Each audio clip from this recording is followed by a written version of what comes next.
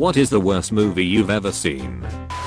Two-headed shark attack. The size of the shark is constantly changing and at one point they forget which head gets blown up. It's just terribly put together. I think they even added a black guy in the middle of the movie just so he could die in the next scene. Thanksgiving 3. Everything that gave Thanksgiving charm was gone. It got to the point where I felt too invested to stop watching but had a horrible headache afterwards. Garbage ass movie. The Star Wars Holiday Special. It deserves all the scorn it gets. From the first 30 minutes of wiki rape, to the porno, to an obviously drugged out Carrie Fisher. That movie had it all. My very favorite thing about it was when I read Carrie Fisher used to play it at parties when she wanted everyone to leave. Boy, that thing stank. Don't forget Mark Hamill's extremely poorly done makeup and the random musical interludes. I wonder if I'm the only one using these comments as an idea board for future drunk nights with friends. The Wicker Man with Nick Cage. So awful I couldn't leave the theater. Crying, laughing, trying to create suspense by bicycling quickly through the countryside. So bad. Yo, that scene where he slowly walks down the stairs, calmly approaches the lady, and then lands a haymaker on her temple is legendary. Also, he runs around in a bear costume. I fucking love this movie. I'm pretty sure it's called Jupiter Ascending. I saw it on a plane and couldn't look away. It was so bad. For a movie called Jupiter Ascending, the character named Jupiter spent a lot of time falling in it. Credit where due, though. The art department hit it out of the park. Really nailed what operatic sci-fi should look like. You all are babies. I saw Superman 4, The Quest for Peace. My dad and I walked out of the theater. You know it's a bad movie when you make Superman too boring for a 10-year-old. Ghost Rider, Spirit of Vengeance. Terrible even by Nicolas Cage standards. That one scene with the giant excavator was the silver lining though. That pissing skull scene is everything. Manus, The Hands of Fate. Great Mystery Science Theater 3000 though. This is how I watched it, and honestly I feel like MST3K barely made it watchable. There were some great moments, but you can tell they are struggling to come up with stuff, to the point where they end up just saying what we are thinking. Do something. Going overboard. The Adam Sandler movie. Back in the day I loved Billy Madison and Happy Gilmore. Said, oh, this Sandler guy has another movie, let's watch it. Was shit. Pearl Harbor. It just came out when I was getting out of the Navy and was pretty jaded on military service, so maybe I had a skewed view, but I thought that movie was trash. Just checked its Wikipedia page and Roger Rabbit agreed with me. Pearl Harbor is a 2-hour movie squeezed into 3 hours. About how, on December 7th, 1941, the Japanese staged a surprise attack on an American love triangle. Its centerpiece is 40 minutes of redundant special effects, surrounded by a love story of stunning banality. The film has been directed without grace, vision, or originality, and although you may walk out quoting lines of dialogue, it will not be because you admire them. That's a murder. Proof. As a mathematician, it was just painful to watch. The worst part is when they try to come up with a math thing for her to have discovered, and the best they can do is the guy exclaiming, oh my gosh, it's something about prime numbers. I've been visited by the sauce chihuahua. You will be blessed with good pasta, but only if you comment simmer well papa. Now back to scheduled programming. Baby Geniuses. I watched it while babysitting.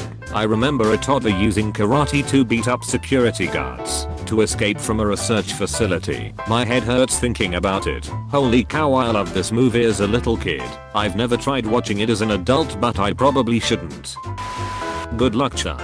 2007. Dane Cook just awkwardly fucks a bunch of girls. It's creepy and awkward. I genuinely think its Rotten Tomatoes score of 5% is too high. You forgot the part where his best friend is a plastic surgeon because he loves boobs and is jealous of Dane Cook but ends up getting with a woman with 3 boobs. The Mummy. 2017. The Tom Cruise one. I loved the first 2 Brendan Fraser mummies. I was even alright with the third one. I liked Mission Impossible and stuff, so I had hope. There has never been a movie that was more boring and badly written.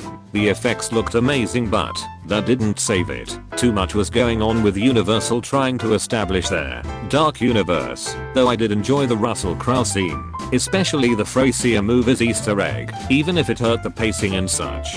that movies was painful to watch and I only watched it all as a challenge to myself so that I could know that the entire movies was garbage. Live action Avatar movie. Edit. I did not expect this comment to blow up. Damn guys. Saw that bad boy in theater. Regret every moment amigo. Half the people who went to see the showing same time as me walked out. At the screening when I saw it, only about a dozen people walked out, but it was an in-flight movie. So, LMAO. The Emoji Movie. My anger from that movie steams. Not from the fact that the story is predictable as fuck and just stealing from other movies or the characters are unlikable, but the non-stop product placement. Seriously, why the fuck do we need 5-year-olds knowing what Just Dance and Spotify are? Because they won't shut up about it, and then parents will buy it, that's why. Downsizing. The fact that the whole gimmick of the film, people can be shrunk, becomes irrelevant almost immediately drives me crazy. Sounds like there were some rewrites.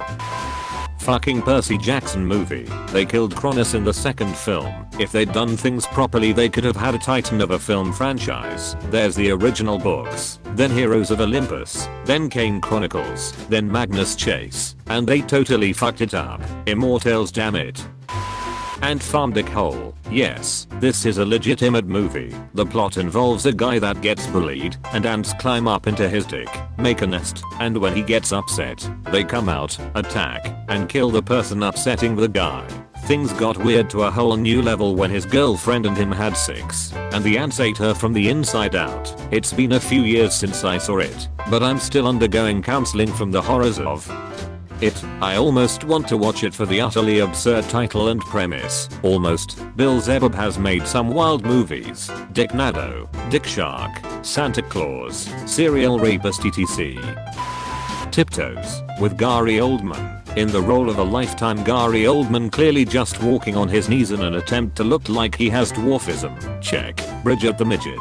Check. A conversation about how Kate Beckinsale would have loved to see 12-year-old Matthew McConaughey being jerked off by a bunch of little people.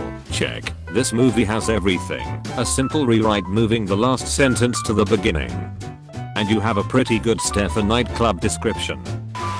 House of the Dead, worst mesh of game and movie integration I have ever seen.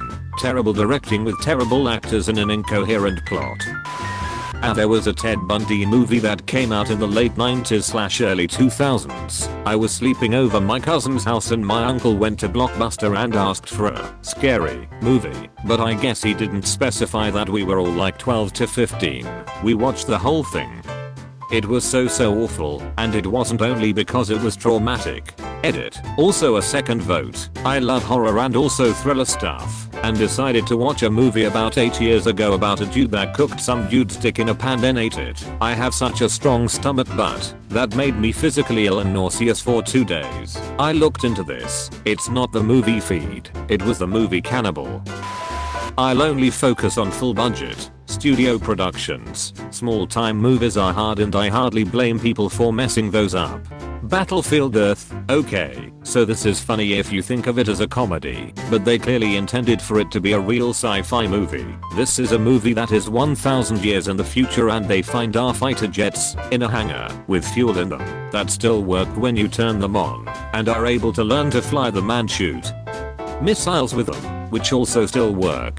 Highlander 2. So the immortals we learned about come from a planet where you die in normal time, but our two leads are punished by being sent to Earth, where they will be immortal until the villain go to Earth later himself, not having aged even though he was back on the other planet.